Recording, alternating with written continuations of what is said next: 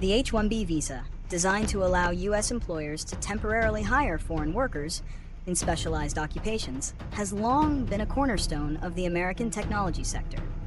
It provides a crucial pathway for companies to access a global talent pool, filling roles in fields like science, technology, engineering, and mathematics (STEM). However, the program has been a subject of intense debate, with critics arguing it is exploited by companies to suppress wages and displace American workers. This tension came to a head with a recent presidential proclamation introducing a significant and unprecedented new fee for H-1B visas. The measure has sparked alarm, confusion, and legal challenges, raising fundamental questions about the future of the American workforce and its role in global innovation. Summary, analysis, and rationale. The new policy mandates a $100,000 fee for each new H-1B petition filed, a dramatic increase from the existing fees that typically range from a few $1,000s. It's crucial to note that the White House has clarified this is a one-time fee for new visa petitions only, not an annual charge or a requirement for existing H-1B holders or those seeking renewals. The stated rationale behind this move is to combat systemic abuse of the visa program. The administration claims that some companies, particularly in the IT outsourcing sector, have used the H-1B visa to hire foreign workers at wages below market rates, which in turn harms American workers by suppressing wages and leading to layoffs. The high fee is intended to serve as a filter, ensuring that only the most highly skilled foreign talent, those whose value far exceeds the new cost, are brought to the U.S. The funds collected are also intended to generate revenue for the U.S. Treasury. Reasons and consequences. The proclaimed reasons for the policy are centered on the protection of American jobs and wages.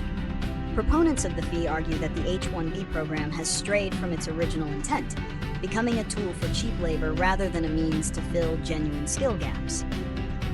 By making the visa process prohibitively expensive for lower-wage positions, the policy aims to force companies to prioritize the hiring and training of American graduates.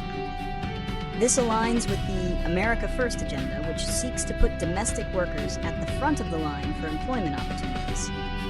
However, the consequences of this policy could be far-reaching and complex.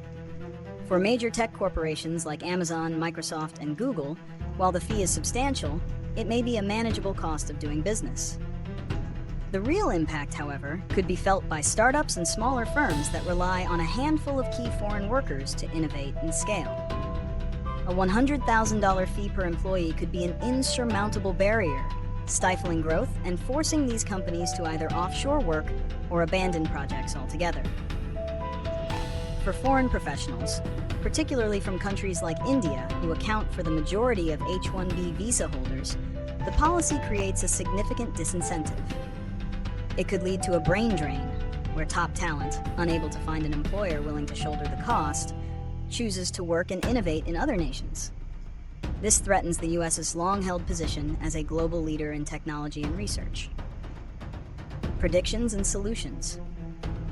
The most immediate prediction is that the proclamation will face swift and strong legal challenges. Immigration attorneys and business groups are likely to argue that a president cannot impose such a fee without congressional approval, asserting that it is an unlawful form of executive taxation. The outcome of these legal battles will determine the long-term viability of the policy. In the short term, the uncertainty alone will have a chilling effect on the H-1B process, causing companies to hesitate before filing new petitions. We may see a temporary drop in H-1B applications and a potential shift to other visa categories, such as the L-1 visa for intra-company transfers. Looking ahead, a more sustainable and bipartisan solution to the H-1B debate is needed. For the government, this would involve working with Congress to pass comprehensive immigration reform. A potential solution could be to restructure the visa program to be truly wage-based, prioritizing applicants with the highest salaries to ensure they are indeed the most skilled and cannot be replaced by lower-cost domestic labor. For companies, a long-term strategy must involve greater investment in domestic talent.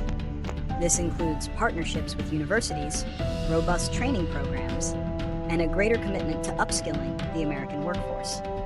By focusing on both attracting elite global talent and nurturing domestic skills, the U.S. can maintain its competitive edge and ensure a thriving, innovative economy for